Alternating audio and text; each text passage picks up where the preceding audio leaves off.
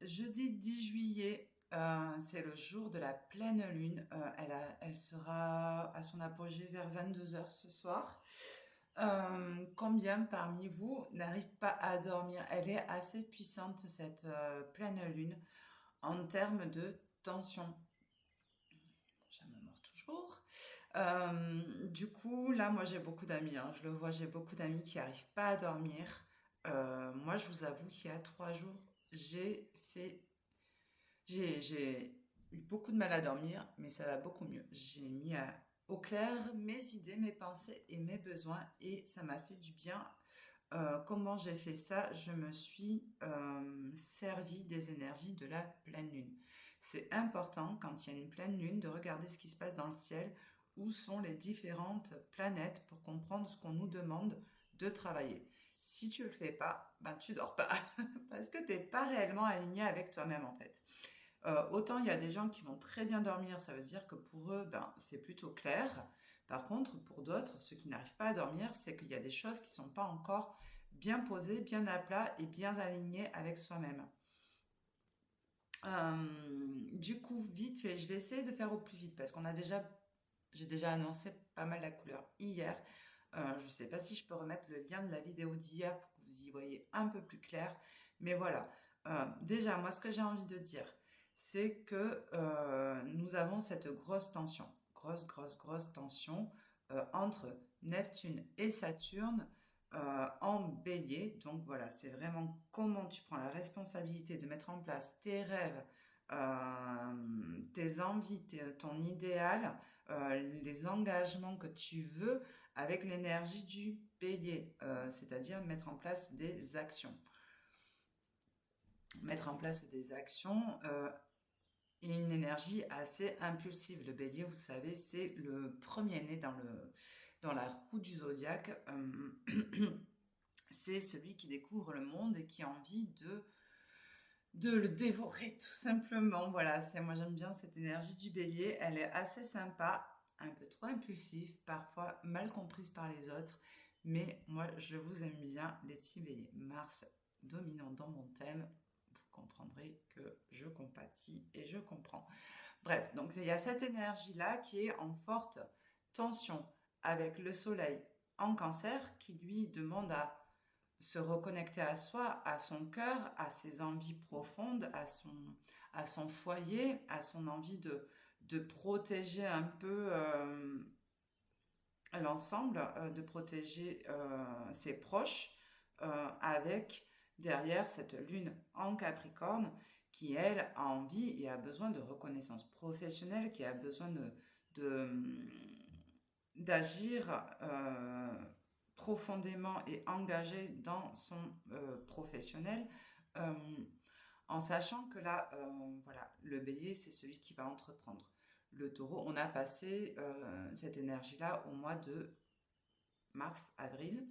Le taureau, ça va être celui qui met en place, qui construit, qui bâtit en fait.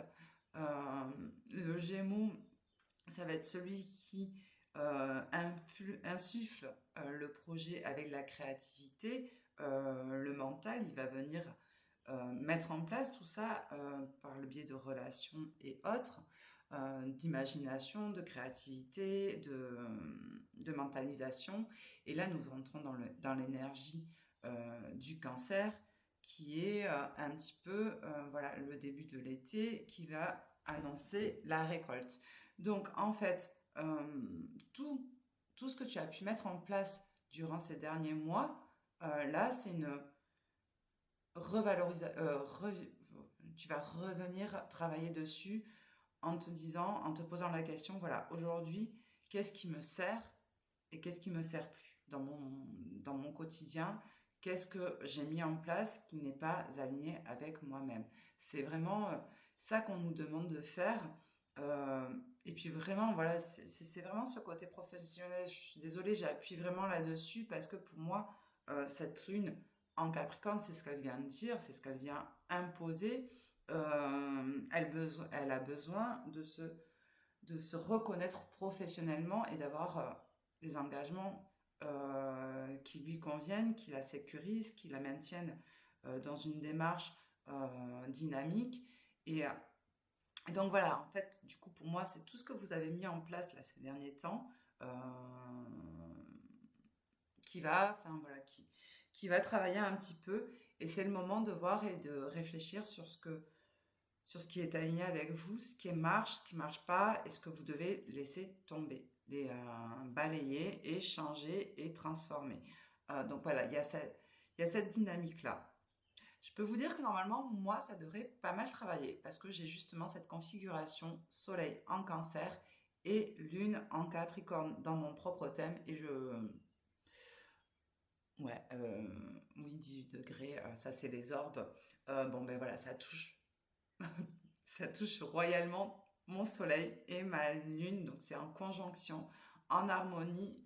Je devrais pas bien dormir si j'avais pas bien aligné les choses et si j'avais pas bien fait le travail, parce que ça devrait interagir fortement. En sachant que c'est une tension que j'ai déjà particulièrement moi, parce que voilà, elle est dans mon thème et je vis avec.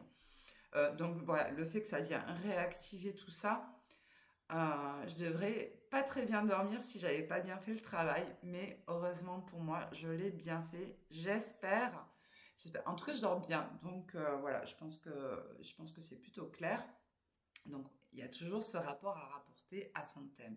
Ça, voilà, on en parle. Vous avez le membership avec 7 jours d'essai gratuit où je viens vous accompagner dans cette quête et dans cette recherche personnelle de développement personnel. Pardon, je répète, mais voilà. Donc, il y a cette forte tension. Il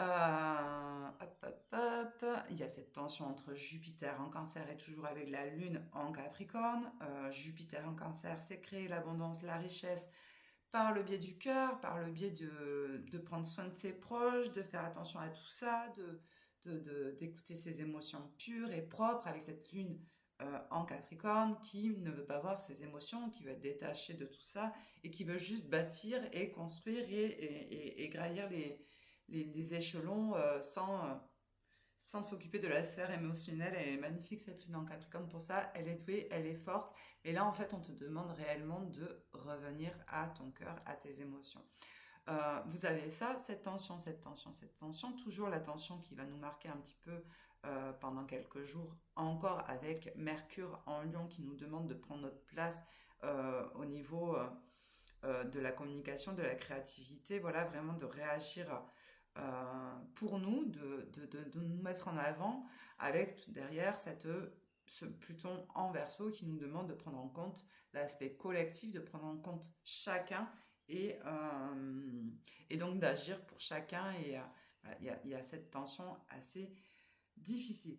Pour moi, là, ce qui va nous servir, c'est vraiment d'écouter Uranus en Gémeaux. Uranus en Gémeaux qui crée un lien harmonieux. C'est une synastrie avec Neptune et Saturne. Donc là, voilà, c'est te servir de tes relations, de ton mental, de ta créativité, de tes connaissances pour amener tout ça, pour créer quelque chose de plus impactant, de plus performant. L'Uranus, ça demande de changer, d'évoluer avec Pluton en Verseau qui demande de... Et puis c'est aussi l'originalité, hein, le Verseau, puis de toute façon Uranus, c'est assez beau d'ailleurs comme concept quand on voit l'ensemble comme ça. Voilà, il y a crée, innove, impacte, change, transforme ta perspective, voilà, et pour arriver à un idéal et avec ce Neptune en bélier et d'avoir des actions alignées à toi et engagées avec ce Saturne conjoint Neptune en bélier. Voilà, il y a toute cette dynamique qui est super intéressante.